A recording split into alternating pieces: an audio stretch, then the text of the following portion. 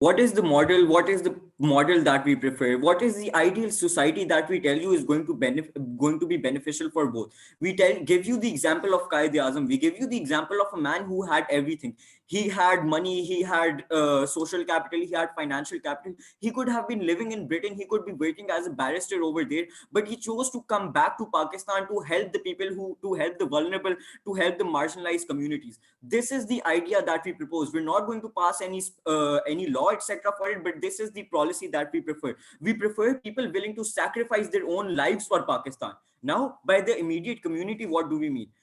We tell you that the immediate community depends from area to area. So in Balochistan, you have these dispersed communities where people are living, say, 10 to 20 kilometers apart. Then there are areas where there are nuclear families, etc., existing. We aren't going to argue in this debate on the specific policies, etc., but the very principle, because these circumstances, etc., differ. Now, what do we mean by own interests and community's interests? Own interest might be, say, exploiting your workers so that you can get more profit, or overburdening the house care so that you have to work less.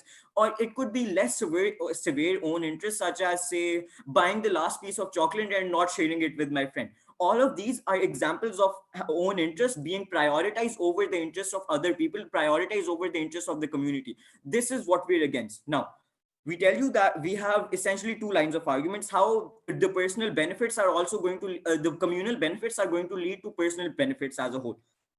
What do these personal benefits that we gave you examples of have in common? That these lead to, in most cases, immediate gratification. Sure, I might have the chocolate, but how long is the chocolate going to last? 10 seconds? How long is the guilt going to last that I deprived my friend of a chocolate that he really loved?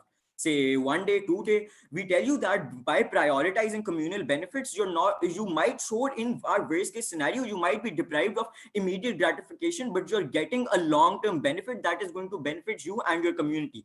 How is that so? We tell you that in this principle, what we're doing is there's a mutual relationship. So there's actually a quid pro quo. So currently, I might sacrifice my own interest for that one friend, but that also means that 10 other friends are willing to sacrifice their interest for my interest. So I might have to help one person, but 10 people are also going to help me. What happens in the current status quo? In the current status quo, to get to the top of the ladder, to actually succeed, I have to work on my own. I have to throw other people off the ladder, and I have to work up to the top on my very own. Women's, etc., minorities, they have to shatter the glass ceiling on their own. What happens within our model? Within our model, 10 people are going to be lifting you up to the ladder. 10 people are going to be helping you break that glass ceiling. 10 people are going to be helping you to actually reach that top. You don't have to do it again, because you will have friends that you can rely on. You will have people, your immediate community, that you can rely on. You don't essentially have to exploit them, because these people will be helping you because of the mutual relationship that exists.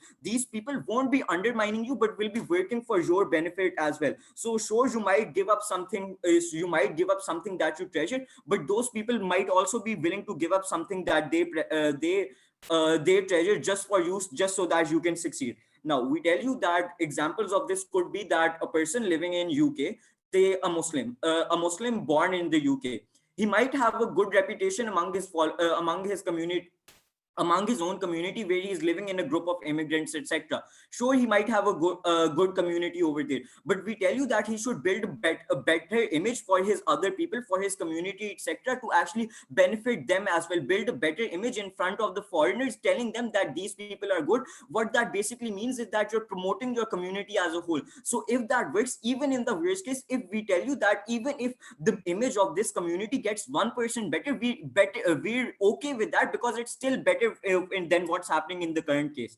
Now, what do these benefits? We've shown you how this can lead to personal benefits, but what exactly will be the communal benefits that will be benefiting all of us? So what happens in this principle? Basically, you become dependent on others, so which means that you're less likely to exploit them, knowing that they will help you. You're more dependent on them, knowing that if I exploit this person, then 10 other people might give up on me, 10 other people might not help me. So I really have to treasure this person's opinion, I have to treasure this person's interest, because it's going to earn me more benefits, it's going to earn me the respect, it's going to earn me the help of 10 other people, meaning you become a mandatory. Sure, it doesn't, this policy, this principle doesn't make it mandatory, but it will be preferred. So even if 10 people become dependent on others, it means 10 people are exploiting less. So what that basically means, that these people They know that they're less likely to succeed if others don't help. Why is this so? Sure, exploitative companies, etc., might succeed, but they could succeed even more if they become dependent on others. How is this? Because when they're helping others, it improves their global image. Why is this better? Because when we will go on that on the next year, but firstly we will tell you that these people, when you have a mutual relationship, the employees that are living within that area, or the employees that are working for under you, they might have better productivity, they might have increased productivity, knowing that this productivity will have mutual benefits. That would mean profits for everyone to go around, for the workers, for that CEO, etc., because these other people are going to be working for your benefit, and you will benefit from them, and so will they. But apart from that, how is this decreasing the power and wealth inequality, etc.? Basically, dependency means that I can't exploit that other person, and this exploitation, we tell you, creates the wealth inequality and the power inequality that exists. We're telling you we're working for mutual benefit, so that this would mean that workers working harder to benefit the employer giving better conditions to the workers. What this basically means is the workers are benefiting, they're getting better conditions, but the owner is also benefiting because he's getting more productivity, which can lead to more profits for everyone. But how does this decrease the cutthroat practices or the race to the bottom, etc.? Because currently companies do not care about the negative externality. So an MNC might pollute a nearby river near to the factory, due to which many people might be deprived of drinking water. The domestic industry might be destroyed, people might be deprived of clean water. But what that means is that MNC is benefiting. But what happens under our model? That company realizes that it can't do this because it's dependent on the other people. It's going to it's less likely to pollute the river. It's going to benefit the people living in that locality, because they best so. Because people have become more aware, we see this awareness by when we see people boycotting or having backlash against these non-environmentally friendly practices, due to which Nike had to change manufacturers because of the backlash that it faced due to the exploitative policies in Singapore. Due to this awareness, due to this backlash that exists, the businesses might be more incentivized to give better conditions, to have focus on negative benefits rather than personal benefits, because it's also going to improve their brand image, which might improve their sales, etc., as a whole. Go. Chair, two parts of framing, because side opening government hasn't given you any, right? One is that government does not get fiat in this debate to decide what counts as social interest, right? It's not just economic interest in terms of you being a great philanthropist, right? Because different societies and different social groups have different values of what their own interest means to them. To some, sure, it might be the fact that they all can probably get more money and they all can live safely ever after. To other social groups, it might be their religious values. It might be certain social and certain specific, certain deep-rooted cultural values that they deem to be their own social interests, right? If that's the case, I don't think side opening government, or maybe even by general extension side closing government, can simply make a case about people being more philanthropic, because as I will mitigate in my case later, that to some extent already happens. This debate happens when different social groups have different things and they value different things, right? And in their world, when this general overriding obligation exists, is when you're less likely to think about whether your social group is actually acting in the right way, and you are less likely to simply reform your social group. That's the first part of framing. Second part of framing is that a difference in birth exists, right? Sure, maybe inside government's world, people feel obligated to simply work towards their society, but this does not nullify the fact that they are all born with different capabilities and different, for example, moral values, and they are all to some extent different, right? Which means that even in their world, there is going to be this general internal conflict within this very person, right? Where he just needs to use this general obligation to try and override that specific internal conflict. I'm going to do my specific rebuttals within my case, right? And I'm going to be talking to you about three things. One, I'm going to be talking about what these specific social interests are, going beyond side OG's myopic view of it being simply economic self-interest. Secondly, I'm going to talk to you about what these sacrifices look like in terms of sacrificing your own individual freedom and why that's bad.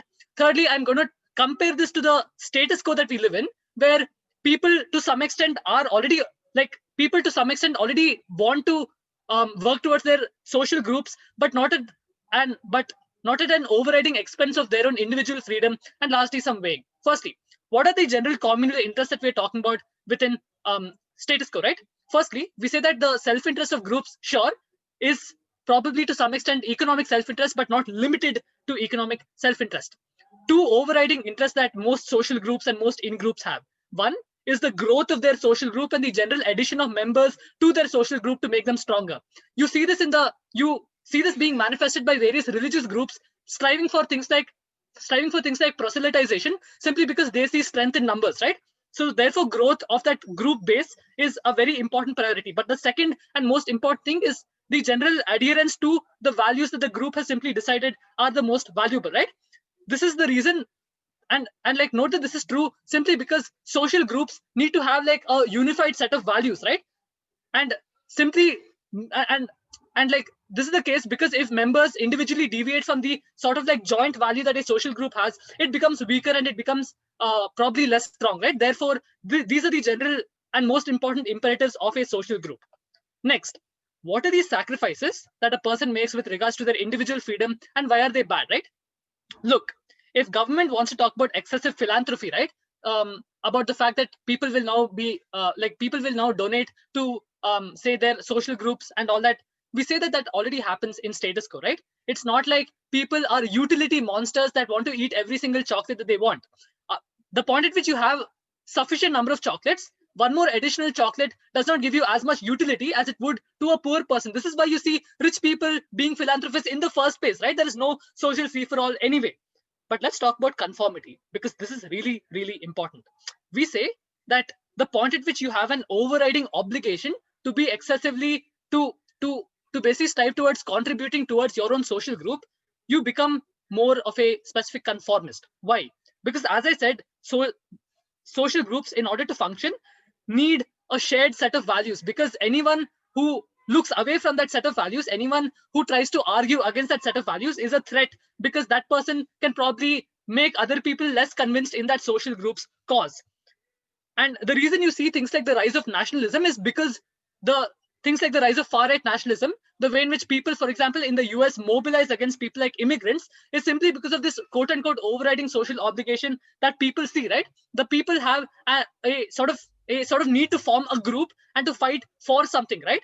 What is the impact of this? One, the world gets a little more tribalistic than it is in status quo. This means that people within these specific social in-groups are more likely to defend the sort of causes that they stand for. And note that this is not really moral, because the values that a social group probably values are not individual functions of each person within that group, which means that this person has not had as much consent in terms of determining what the value of the social group is, right? And this is bad simply because you are forced to bow down to a set of values that you simply cannot fight. Next, you're less likely to help other groups that are not belonging to your own, simply because your overriding obligation is to your own group. This means that even if there is some group that is more oppressed than yours, you're less likely to go out of your way to simply help them, because your obligation lies towards your group. Thirdly, these social groups are less likely to tolerate non-conformism, right? Simply because people now tend towards the mean, which means that you as a specific individual cannot call out excesses that your social group is simply performing, right? Reform and status quo within certain social groups happens because of the clash between individual values and social values. In government's world, this clash is mitigated. Therefore, people are less likely to call out excesses of their social groups. So this would look like, for example, state wars going on and on without any people calling out. The Vietnam War was called out simply because there was a clash in moral values between the individual and the social group. That is less likely to happen. People rationalize gay people should not exist simply because they say that gay people are not natural and they cannot keep on this race, right? That is the sort of clash that we are talking about. You need some people to stand up to the group. That does not happen on their side. What is the counterfactual in status quo? We say that in status quo, group obligation exists to some extent anyway, right? Because of your birth, because of the general emotional ties that you have to your society either ways, which means that you are still likely to do things like donate to your social group. The difference is, one, you are less likely to make distinctions between different social groups, and secondly, you are less likely to justify your own actions according to your social groups. Where do individual interests differ?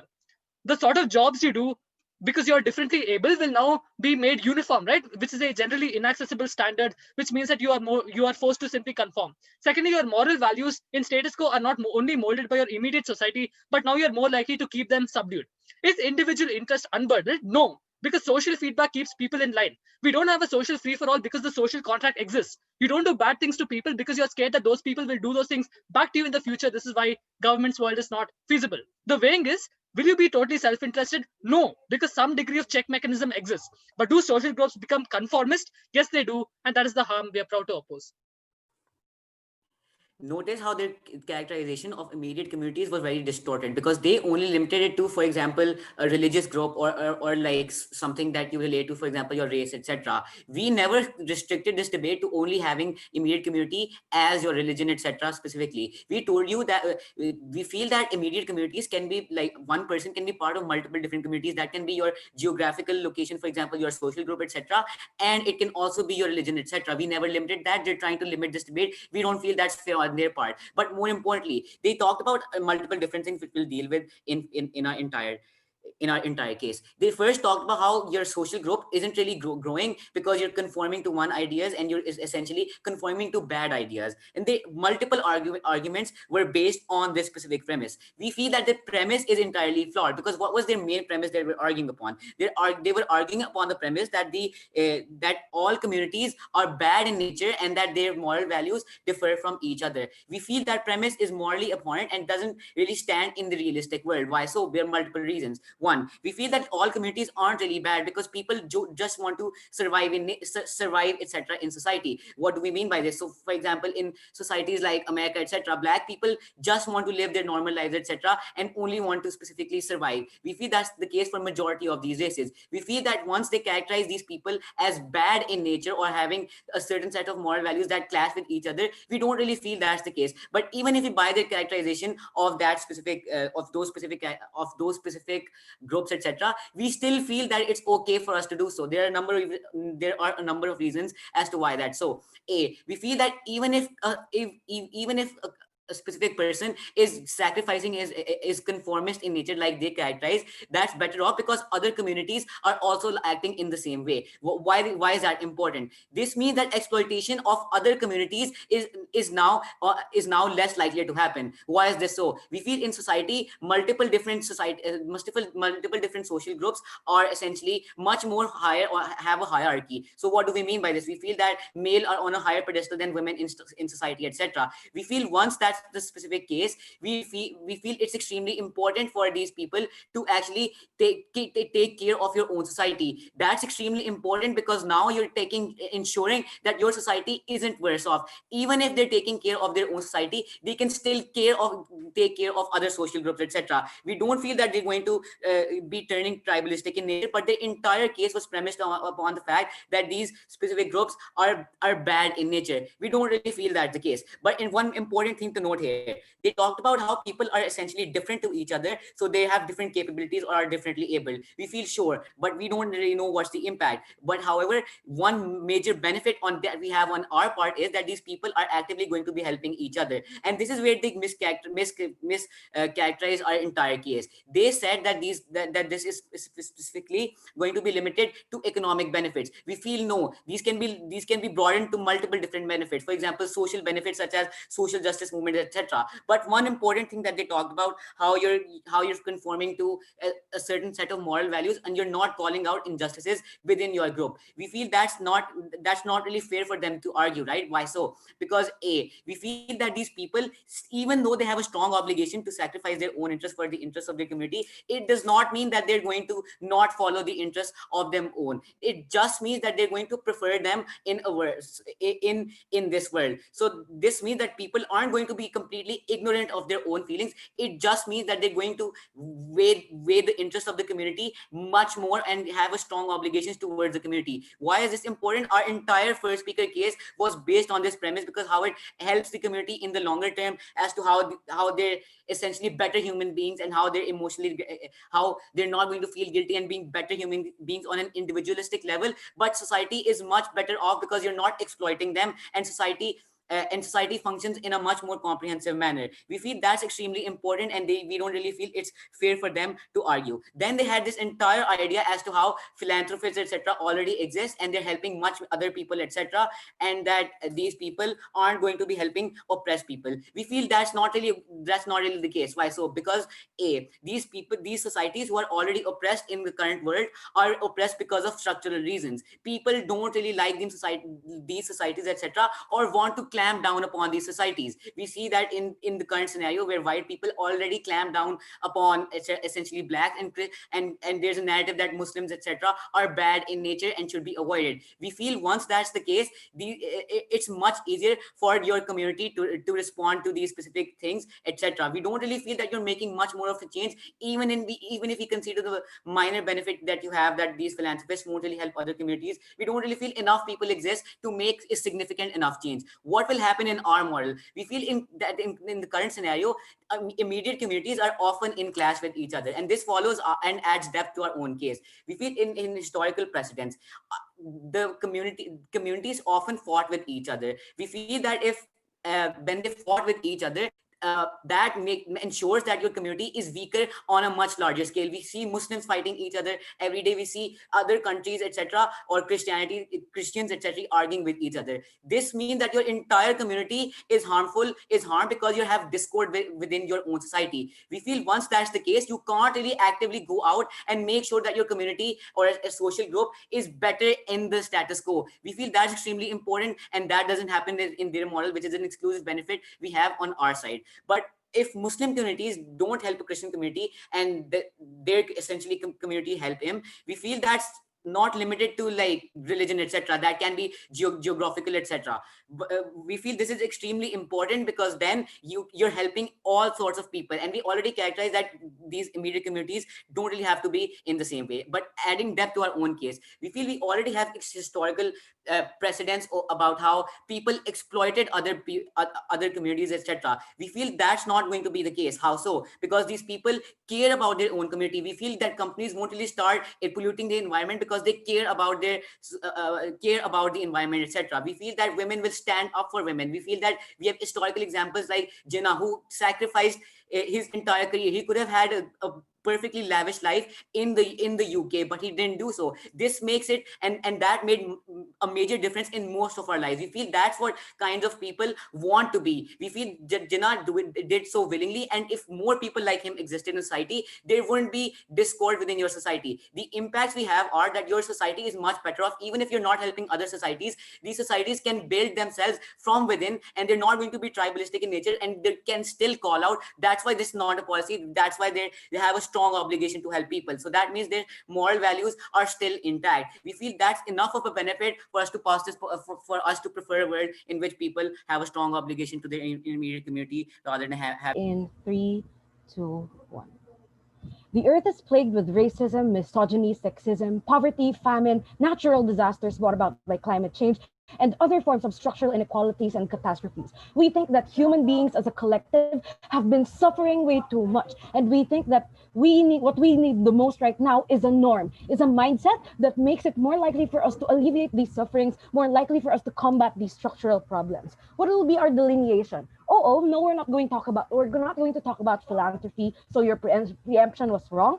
But we're going to talk about what exactly this kind of mindset is going to be why is it so much better for society and for the individual? Because OG was talking about, they limited this debate to the immediate community being area to area, geographical, right? Or something about economics. And OO was like trying to push forward that this is about religion only. What's better? Why are we better? We don't think that this is merely a geographical thing or a religion thing. We say that the fair debate happens when we are talking about immediate being something that is defined as as by the individual or a person, where a person feels a sense of identification or closeness with. So this includes religion. This also includes like your geographical location. We are already engaging, therefore, in the both narrow worlds that are coming from both opening houses. What is the goal of CG?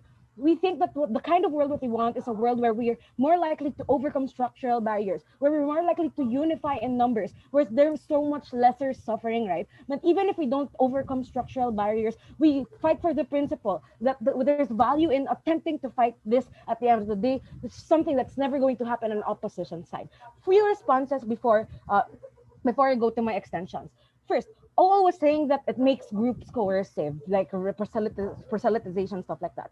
Look, this debate is not about coercion. This is about which collective mindset creates a better world. So by fiat, we have to talk about what kind of mindset or norm is better. Meaning on our world, everyone already thinks that the interests of their community is important.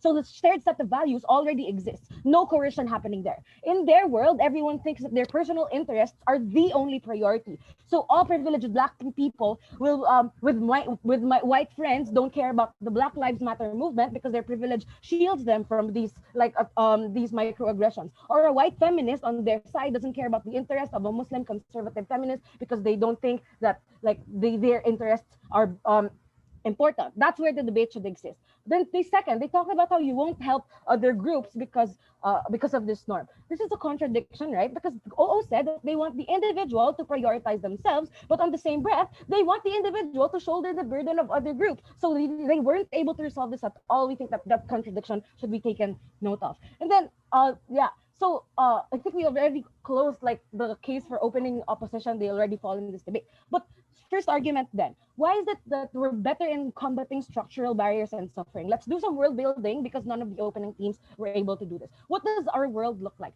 In our world, people do not think that there's conflict of interest between what's good for the community and what's good for them. That's what's the motion asking us to defend. But even if there's a conflict of interest on our side, people are willing to make some small sacrifices if there's like minor inconvenience for them. If it means that their community is better off, then they're going to do these sacrifices. This means that during calamities or typhoons, the first thing that comes to people's minds is to donate or volunteer rather than keeping themselves safe, for example. Or even if in a geographical sense, the rich person of a village that has been struck by a typhoon but has a better house, they're predisposed to letting poor people in for shelter because the poor people have no more homes. Or for example, very timely, right? COVID-19 pandemic. People are predisposed not to go outside or party or hoard like a lot of alcohol or products for basic needs because they think that it's better to or better than transmitting the virus and going outside because a lot of people are going to be affected, right? Or for example, in marginalized groups, regardless of your privilege, you're more likely to fight for the rights of the people you identify with if you're a black woman or if you're LGBT. Why is this good then? A society with people willing to make sacrifices is better. On the level of discourse, when you prioritize your immediate community, you are willing to make strategic concessions. Like you value the plights of the struggles of others, you check and balance your privilege, and maybe what your community is fighting for is better than your own personal interest. So we surpass bureaucracies on our side. But second, we translate to better actions. So you have this feeling of helping others continuously reinforcing itself in your mind. When you see the world suffering, what you're likely to do then, and this is the incentive structure of the individual, is to donate, for example, to victims, or to join social movements, or to sign that petition that is probably going to make a change, right? And that's when you're going to call out authoritarian regimes and all of those things, because you think that the other people suffering that is immediate is something that you'd care about regardless of your own privilege, regardless if it affects you. So at the end of the day, we combat structural barriers, the combative on their side. We do nothing about these structural barriers because we think that our personal interests, which probably are somewhere privilege, are more important. Second argument then, individuals feel more fulfilled on our side. And this is why we co-opt the benefit of opposition. We think that if level one, if generally people want to be selfish, that's when individuals who are suffering are likely to feel alone. You'd rather, for example, you'd rather not listen to your friend who messaged you who's having a panic attack because you have an exam tomorrow. You're not going to check the group chat or the chat. Or you'd rather not listen to your black friend who's poorer than you because you're rich anyway. On the comparative, in a society that is selfish, we amplify the suffering that people are going through, because the norm is that you're on your own, you can't expect for help from other people because you don't deserve it. That's the mindset that they're going to push forward. But second level then, where is the individual more fulfilled? Why then is it better on our side, because the individual will feel a sense of purpose when they contribute to society, when their actions are geared towards like helping other people who are in need. You feel like you have a purpose in this world because you find meaning in your actions, because these people who are part of your immediate community are probably people you grew up with ever since you were a kid, or people you identify with, right? And when you see them suffering and you feel you're going to help them with their suffering, that's when you feel like you have a sense of purpose, a sense of contribution, a sense of role in like alleviating their suffering. And that is very important as an individual. You feel like you're able to leave your mark. On their side, people are going to feel guilt, for example, if they didn't help their friend at the in the long term. It's going to like bug their minds, because like their friend, they just left their friend to die, for example. But second, if you're the one who happens to be going through an adversary, you are going to live a life of regret, because the people you could have helped you could have helped if you had this mindset, you didn't help them. So this time they're not going to help you, and you're going to be alone, and you're going to live a life full of regret. At the end of the day, it's only our side who is able to debate this in the proper like operating world. But second, we are only able to fulfill the individual and the collective on our side things. I'll start my speech in 3, 2, 1. Panel, there are certain things that are the same between the opening and closing sides of the government, right? There is one fundamental assumption for which none of them give a valid answer for. They say communities in general are positive. They say communities always take the most positive decisions ever, and that it benefits all people, and that it benefit and that it's fair for most people, except that they don't give you a mechanism or don't give reasons as to why this is necessarily true. And the response for this that we got from opening opposition has been to simply refute this by saying that it's not actually good, and they somehow make it into a community versus community thing, right? We think this debate is more about the immediate community and the type of things that function inside a community, right? The interactions between members, different members in the community, that's going to be our extension for this debate. Let us characterize society, and also the most important stakeholder in this debate is probably going to be the people inside the communities, not communities as a whole, right? Especially the minorities, and we'll tell you why our paradigm is much better off for everybody. Let's talk about societies. Let's be the first side to characterize how a society looks like. Societies aren't always courteous, right? Societies are usually multi-ethnic. They have a lot of different strata, economic stratas, people belonging to different ethnic groups. There are a lot of power dynamics between the majority, minority, and other marginalized communities, right? Even within seemingly homogeneous communities, like a community of all blacks, you have multiple sectors, multiple stratas, where you talk about how there are men, women, single moms who have different issues that they have to deal with at a personal level. The cause of oppression here, we tell you that a lot of times these societies are sometimes oppressive, right? Even before, even without and this leads to a lot of like low self-esteem, and societies in general also are the things that cause several issues with people themselves, right? It causes low self-esteem for a lot of people because there are certain unfair expectations that the society pushes on its individuals. For example, gender rules, gender norms, and probably the way, quote unquote, and the stuff like this is society. You let society dictate the way you're supposed to do certain things, right? All of this can never be tackled on their side because it's the interest of the majority that stands in the society.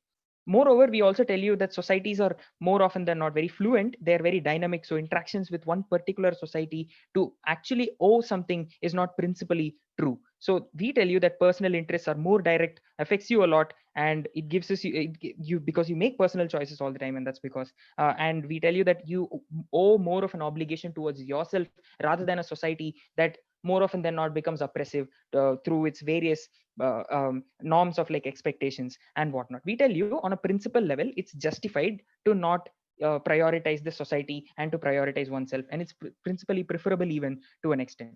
So what is the metric that we push forth in this debate? Where is the society better off is the question that everybody tries to answer. But how do we do this? For this, we tell you the metric of judgment should probably be that where does society evolve to a positive side, or where does it evolve quickly, right? More on that will come in Kartavya's speech as well. But let's talk about this. Where does the society evolve faster? For this, a bit more analysis on how societies function. Societies have power dynamics. The majority interest may be discriminating, and more often than not, it is discriminating, right? They're often discriminatory to minorities, the disenfranchised people. And what's worse is that a lot of times this is not even realized by a lot of people. If you pick a man from the road from the 1950s and ask about a woman's problems, he'd probably not able to be say it. That doesn't mean that he's a bad person. That doesn't mean he wants to oppress people. He simply is unaware of the issues that are happening to people. And this is the case in current societies as well, right? Minorities in such a scenario where the majority interest is aligned towards the majority, and aligned towards like being oppressive to minorities, even without actually realizing that such issues exist with minorities. We think minorities feel an obligation to stay in that society and get oppressed and not say anything about it, because it's not in the interest of the immediate community, which happens to be dominant, which happens to be majority dominant, right? This is not very different from somebody being in an abusive relationship, wherein the person being oppressed is probably going to feel an obligation to sort of like satisfy one's partner and whatnot. Two very important things, right? Immediate community and obligation, which which all teams until now have conveniently chosen to ignore. And we've told you how interactions between communities become very, very crucial at this point. Personally wanting to, so how do we make, what is our mechanism of change? Personally wanting to strongly better one's life, one's children's lives, leads to strong affirmative action, right? What does this look like? This looks like movements. Fighting for oneself is probably the most important reason that anybody can have to go ahead and fight for something, right?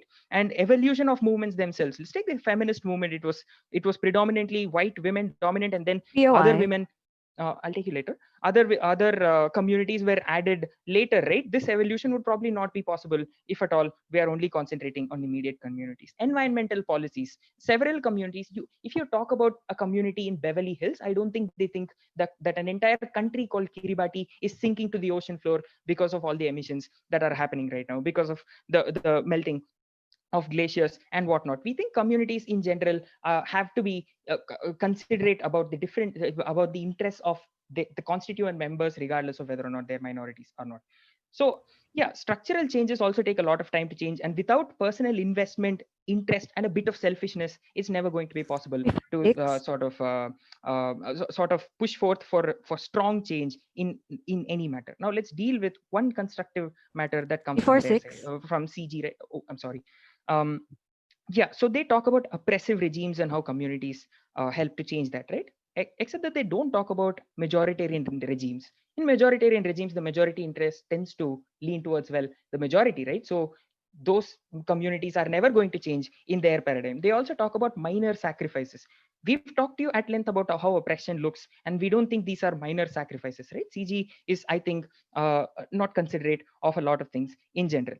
So that leaves one part of their matter which needs to be rebutted, right? They talk about how people are more likely to be satisfied. This is where the obligation part of the motion becomes very problematic, right? Obligation in and of itself is problematic. Why do we tell you? There's a very thick line between doing something because you're willing to do something, because you like doing something, and feeling obligated to do something, right? And we've told you people will be obligated to sort of let the oppression pass, and that's not a very happy outcome in and of itself. Let's take their own example. Saving your friend, saving your mom or dad involves an amount of like personal self-interest as well, right? Because you love them and do a lot of stuff for that. In their case, you would be able to sort of like run around at all times, if at all that happens. And where does satisfaction occur? Even though the outcome is same in both cases, satisfaction occurs when you do it wholeheartedly. And I don't think that's something that happens on our side. Even conflicts, to an extent, can be sort of like resolved using our paradigm, right? Because personally feeling that you would lose your father, brother, or sister in a war is something that's a larger of a motivation than sort of like doing it for the community because majority demands it. And 3, 2, 1. If my response to a hostile world is even more hostility, then I am part of the problem, and the world where the only way to get to the top is stepping on others and ensuring they fail is not a world I want to live in at all. The exclusive benefit we brought to you when closing government was showing how solidarity and sacrifice for the greater good does not have to be mindless, does not have to be conformist, does not have to be masochistic. It means recognizing your own individuality and thinking critically about the unique niche within your community that you can fill in order to best serve those around you at the end of the day. I have two issues for you today. First, where individuals are better off, and secondly, where communities are better off.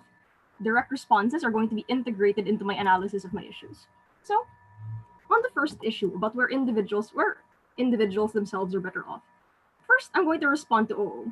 We don't think that choosing to focus on areas of commonality automatically means that you'll become an unfeeling robot who lets others walk all over you. It doesn't mean that you'll automatically become a conformist. We think that this means that A, you are more willing to look for strategic concessions until everyone can genuinely agree on something. Because in a society where everyone feels a sense of obligation towards others and feels a sense of selflessness, then everyone on aggregate is willing to focus on their commonalities, and everyone is more likely to want to look for those same strategic concessions so that we can unite as a community. Unlike a selfish world where we create unproductive discourse, where people only want their own voice to be heard, where people listen to respond instead of listening to understand. Getting better discourse within communities or even across communities, the first step to all of the gains that everybody on the opening exchange, and even to some extent CO was trying to sell you on, was a point of mechanization that only came from CG at the end of the day. And secondly, we think that when you want to serve your community, you can still appreciate and hone your own uniqueness because, okay, let's look at it this way. When I want to make sacrifices for the rest of my community and when I want to serve others around me, I look for what specific niche I can fill within that community at the very end of the day. I look for what specific need my community has that only I can fulfill. This means that I'm then motivated to do better, to be better as an individual, so that I can turn the gifts that are uniquely mine more effectively towards the service of others. I'm still going to be aware of what I can do and others can't because in the course of wanting to serve others, I'm going to notice the things they don't have and that I do so that I can help them in the way that only I can. Again, this analysis on appreciating your uniqueness for selfless motivations instead of for selfish ones at the very end of the day only came from my partner's speech, right? Next, responses to CO. All we got from them about individuals was that your needs will necessarily be subsumed into those of the community. You will feel like you have to go along with the more powerful people within the majority group at the end of the day. First, we think that people are likelier to see other oppressed individuals as their immediate community rather than their oppressors, because again, it's not just based on geography.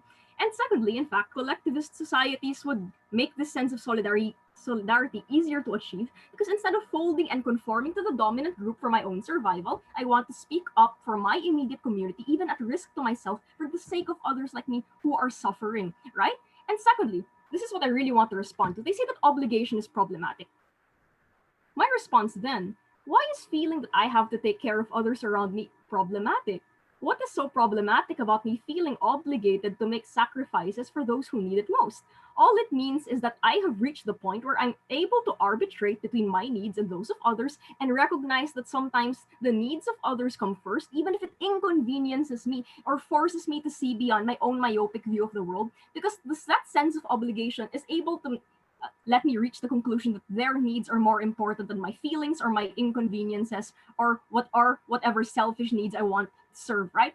OpWhip, please tell me more about how that's problematic. So to conclude, only CG co-opts the benefits of OpBench by telling you how collectivism serves the individual as well. Not only do we clear up how you can develop your skills in a collectivist society that encourages you to be the best you can be in the service of others, we also told you about psychological well-being and fulfillment, right?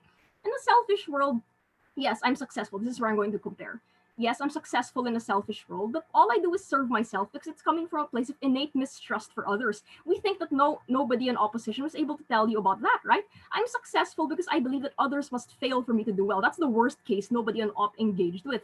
I'm successful because I feel that I have to put my needs above those of others instead of trusting that everyone else might want to help me instead of being out to get me. That means I'm successful, but I'm isolated.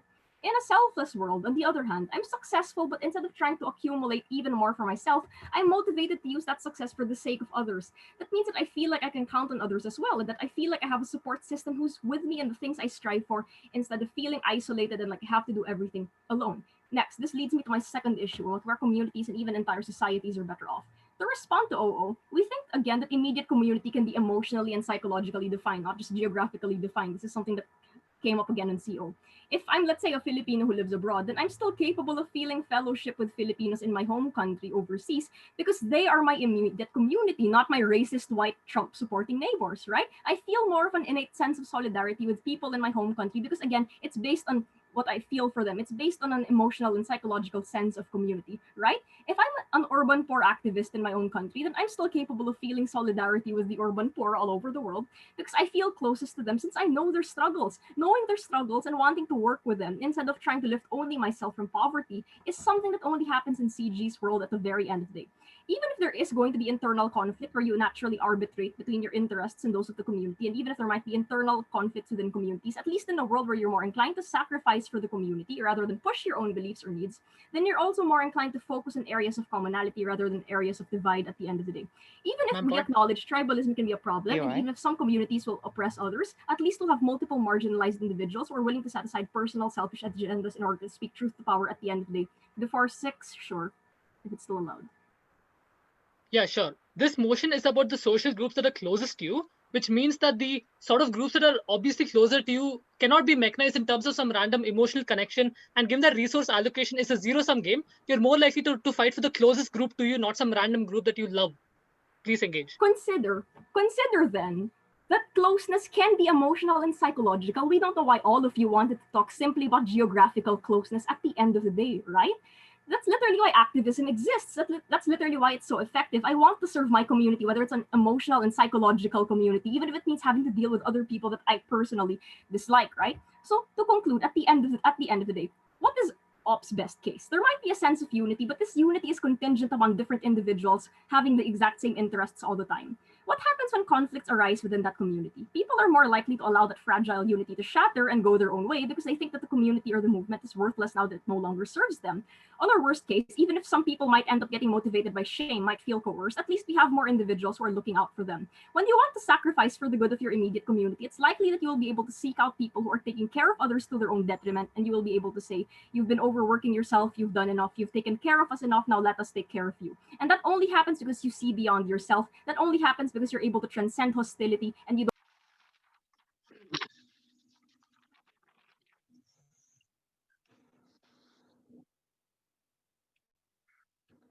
Panel, there are quite a few interesting things that came from the last speech. So before going on to CG's case, let's do what's easier. Let's take out the opening sides from this debate.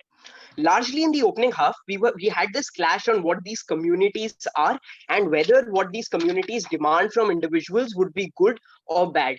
Note that it was Lakshman at member opposition who was the first one to come and say, irrespective of in the larger scheme of things, what these communities demand from individual and the outcomes of those things being good or bad, the individual owes it to themselves as at a principle level, even if what they demand, even if what the communities demand from them might be good in some sense, right? But let's look at what else came in the opening half.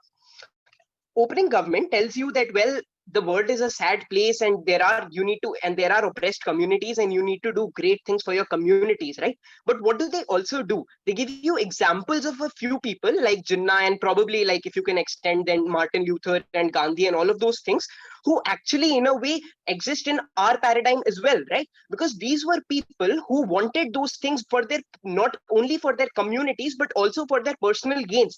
They understood that their skill set and their interests lied with the betterment of their communities, and understand that these kind of people that opening government gives you an example of exist in our paradigm as well. Sure, we concede that these people will be lesser in numbers, but these kind of leaders and changes and societal changes that they talk about do exist in our paradigm, and for that reason opening government is out, right? Like, they tell you, one more important thing.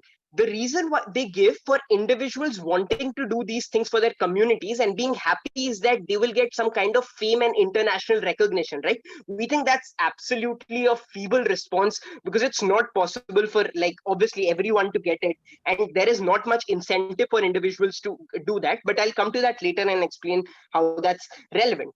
What is also important for opening government, and also to a certain extent to closing government, although they try to cover it later, right, is why it is principally justified for these people for whom the reason for their oppression has been their community to go and help these communities. What do I mean by this? I mean that in India, if you belong to a particular community, you are probably discriminated because of that. And that is sad, right? We agree that is very sad and unfortunate. But why is it then an obligation on you to sacrifice your personal interests and go out and help that very community? If you choose to do that, we think you're a great person, but we also don't believe that that should be an obligation on you. We think you should be okay with prioritizing whatever is right for you, right? But still we will somehow prove that in our paradigm communities' interests are also getting better. We also think that opening opposition does not really have a great a substantive contribution to this debate, right? They tell you that, well, things like expansionism, majoritarianism, nationalism, all of these are ideas that are somehow that somehow exist because people want to do what their communities want, and hence that's a bad thing. And we think in the opening half there is this clash as to whether the communities are good or bad, and you can't really make out anything. But what does then CG come and tell you, right? And this will, and I'll first try to put our substantive matter and then tell you how that takes over CG as well. We told you three things. The first thing we told you that largely goes like not rebutted is the internal clashes within certain communities, and how that kind of how that means that you can probably never want at a utopian level good for everyone, right? So all the utopian arguments about people, about there being no discrimination, no misogyny, all of those sorts of things do not fall on the gov bench like they would like to in that debate. The second thing we talked about was the impact on this individual.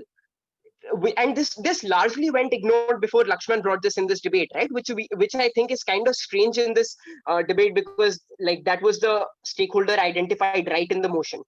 We tell you that individuals will actually feel worse off and their positive contribution and productivity will go down, right?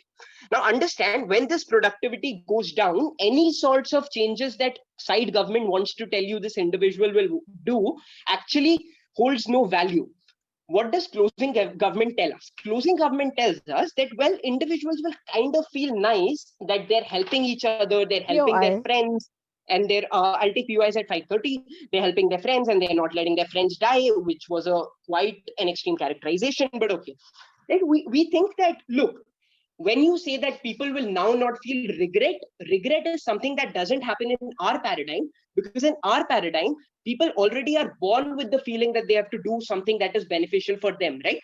So whatever you are calling selfish is not really selfish in our paradigm. People believe that that is their daily way of life and they can go ahead with it without feeling any kinds of problems. But further, why is this important, right? We tell you that the productivity of individuals is important, and doing what is better for individuals is important because of three reasons that Lakshman already gave you, right? First, that the rewards of these things are faster and direct. Like you do something at a personal level and you see the reward. For example, something against oppression, making a poetry, making a painting, or any of those sorts of things, or even doing something for your personal level, right? You do these things and the rewards come faster. Secondly, it impacts you more, and that gives you motivation to continue in life and be more productive in life, right? And thirdly, because you're the only one working on those things, the rewards are more distinct, which means that when you work for a community and where everyone is working, then you don't really know the amount of work you have put in. So on these days, you're really unsure if you're contributing to anything in this world positively. Before moving on, I'll take you. OG or CG? CG. Yeah. Panel, you can't buy the response about people feeling coerced on our side, because this debate asks us to defend the norm that people already feel okay about helping their community. The burden of op is to prove why a selfish world is better. Look, I'm not saying people will feel coerced on your side. You didn't get the argumentation. It was that after a point of time, you will not be able to motivate yourself like you would be on our side in low days. We're not saying that people will feel sad that someone has tied them and making them do this, but because you get much faster rewards on our side, and there is some constant kind of motivation to go ahead and do these things. These kind of structural changes you talk about take years and centuries, and not everyone has the kind of motivation, right? These don't come easy as compared to our side. But then how does change still happen on our side, right? We think that because we talked about leaders, we think that it is important for people to recognize some few leaders that exist, right? And these leaders will exist because of the reasons we already gave you, like Gandhi and all. Which means that now you don't have to make it your first priority to serve your community, but do what you want to do the best. Be happy in life, be more enthusiastic, get faster rewards, reward yourself, and feel good about life, and then also participate in these kinds of movements. Because look, all of those things about authoritarian regimes and everything that they talk about are mutually inexclusive. If someone sees their friends being oppressed and raises a voice, there is no reason why on our side of the house they will not see themselves being oppressed and raise a voice. A large part of closing government's case is non-exclusive, and for those reasons we think we take this debate.